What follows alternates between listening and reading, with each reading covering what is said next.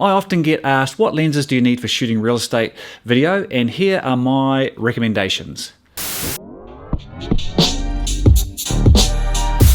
Hi, I'm Grant, and a really common question that I get asked through this YouTube channel or through my website is, what camera did you shoot that video on?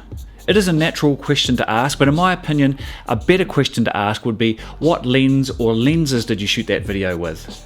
For sure, different cameras and different brands have slightly different visual aesthetics or features, but never forget that the image comes through your lens first. Your lens choice will dictate how much of your subject that you're shooting is in shot or is not in shot. It is also responsible for focus, and it is also responsible for the depth of field of your shot. And increasingly with more modern style lenses, they also have built-in stabilizers, which also can add to the stabilization effect of your shot as well, especially if you're shooting handheld. At the end of the day, you frame and compose your shot with your lens. The camera body is merely the attachment on the back of the lens, which records whatever your lens was pointing at. So for shooting real estate video, I would always recommend using two zoom lenses. Yes, I know you can use prime lenses for doing the same job, but I would always recommend zoom lenses for the quality that they're producing now, the speed and the versatility when using them.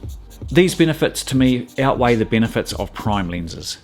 So looking at all my real estate videos that I shoot, my most used focal lengths in 35mm full frame equivalent would be the 18mm, 24mm and 70mm focal lengths.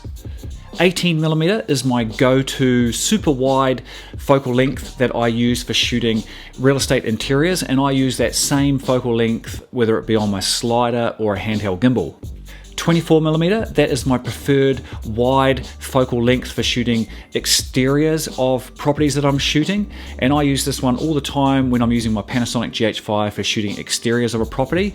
And 24mm also happens to be the focal length that my drone uses for both video and stills. And finally, 70mm, this is my preferred focal length, and you can go tighter if you want, but it just happens to fit in nicely with many zoom lenses that you can buy. And the 70mm is my preferred focal length for shooting close-up detail, both when I'm shooting the interior of a property and the exterior of a property.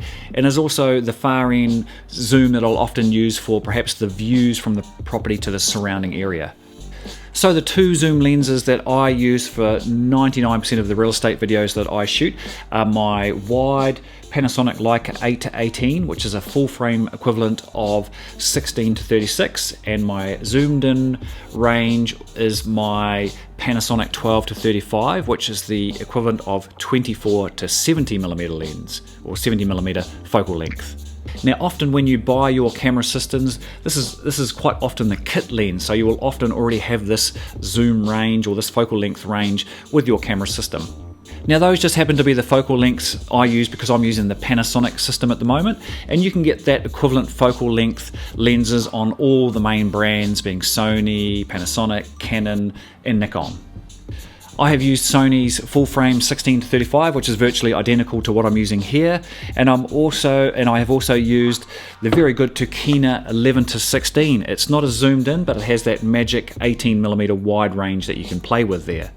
Now, I've said this before, and one of the essential elements to any good video, whether it's a real estate video or perhaps you're doing a sports documentary or a corporate video, and that is visual variety. Don't get stuck shooting on the same focal length. For example, when shooting real estate video, it's very easy to get stuck on the same very wide angle, for example 18mm focal length, and a lot of my shots are shot on there. But once you start adding visual variety, some wider, some tighter shots, your videos will become instantly more visually appealing, and you'll also find them easier to edit. That's all I have to say today, and if you are after some help in producing more professional looking real estate videos, I will leave a link below in the description to my new upcoming course. Thanks for watching, and I will see you in the next video.